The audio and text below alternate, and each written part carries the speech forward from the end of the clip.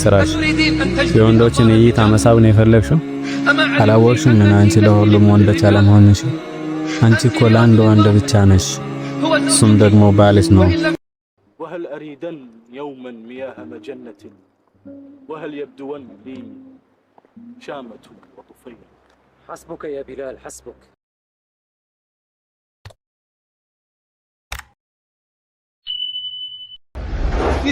ሴቶቻችን ጧትና ማታ ከአሽከርካሪዎች ጋር ይወጣሉ።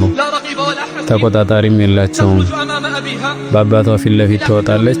ያለምንም ሂጃብ ደስ የሚሉና ስስ የሆኑ አበያዎችን ለብሳ ለፊትና ትወጣለች። ከዛ ወጣት ይወቀሳል። ለወጣቷም እላለሁ አንቺ ነሽ ምክንያቷ። አደብና እፍሬትን ተውሽ፣ ለብሰሽ እንዳለበሽም ሆነሽ ወጣሽ። ምንድነው የምትፈልጊው በዚህ ስራሽ? የወንዶችን እይታ መሳብ ነው የፈለግሽው? አላወቅሽም ምን አንቺ ለሁሉም ወንዶች አለመሆንሽ። አንቺ እኮ ለአንድ ወንድ ብቻ ነሽ፣ እሱም ደግሞ ባልሽ ነው። አሁን እንኳን ሚስት ባኮኝ ሚስት ለመሆን በመዘጋጀት ላይ ነሽ። አንድ ተመራማሪ ሙስሊም የሆነን ሰው እንዲህ ሲል ጠየቀው፣ ሴቶቻችሁ ለምንድን ነው ሂጃብ የሚለብሱት አለው። እሱም አለው ሴቶቻችን ከባሎቻቸው ውጭ መውለድን ስለማይፈልጉ ነው አለው። ተረዳሹ? ስታቲክሶች ምን እንደሚሉ አዳምጪ። አዎ አላህ ይባርክሽና ስታቲክሶች ምን እንደሚሉ አዳምጪ። ወድቀው ስለሚገኙ ህፃናት ማለትም የዝሙትና የድሙት ልጆች እነዚያ የተገኙ በቆሻሻ ቦታና በመስጂድ ፊት ለፊት ባሉ ሳጥኖች ባለፈው ዓመት 1423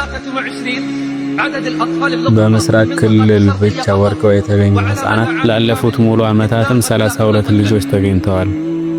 አሁን ባለንበት ዓመትማ 1434 ላይና ከዓመቱ መጀመሪያ 6 ወራቶች ላይ የወደቁ የህፃናት ቁጥሮች በምስራቁ ክልል 48 ህፃናት ደርሰዋል። በዚህ ክልል ብቻ። በሁሉም ሀገር ያሉትን ስታቲክሶች አልተከታተልኩም። ይሄ አሳዛኝ ነገር አይደለም? ይሄ አሳዛኝ መከራና የለቅሶ ድምፅ አይደለም? በታላቁ ጌታ ልጠይቅሽ እስቲ፣ ይሄ ሐዲስ በተደጋጋሚ በጆሮሽ ላይ አልተመላለሰምን? ነገር ግን ማዕናውን አስተንትነሽዋልን? ከዛቻና ከቃል ኪዳን እንድትወጪ በዚህ ሐዲስ ሰርተሽበታልን? ነብያችን በዚህ ሐዲስ ያወሱት ከሆነው ዛቻ ለመውጣት ነብያችንም እንደዚህ ያሉ፣ ሁለት አይነት የእሳት ባለቤቶችን ከአሁን በፊት አይቻቸው አላውቅም አሉ። ከዛም እንደዚህ ያሉ፣ ለብሰው እርቃናቸውን የሆኑ ሴቶች ያዘነበሉና ሌሎችንም የሚያዘነብሉ ራሶቻቸውም እንዳዘነበለ የግመል ሻኛ የሆኑ ጀነትን አይገቡም፣ ሽታዋንም አያገኟትም። አላህ ይባርክሽና አዳምጪ። ጀነትን አይገቡም፣ ሽታዋንም አያገኟትም። የጀነት ሽታን በከዛ ወከዛ ርቀት ላይ ትገኛለች። በሌላ ዘገባ ደግሞ እርገማቸው እነሱ የተረገሙ ናቸው ብለዋል። አልሰማሽም? የጉዳዩ አደገኝነትና ትልቅነት አልገባሽምን? ጀነት አይገቡም እኮ ነው የተባለው፣ እንደውም ሽታዋን እስከማያገኟት ድረስ።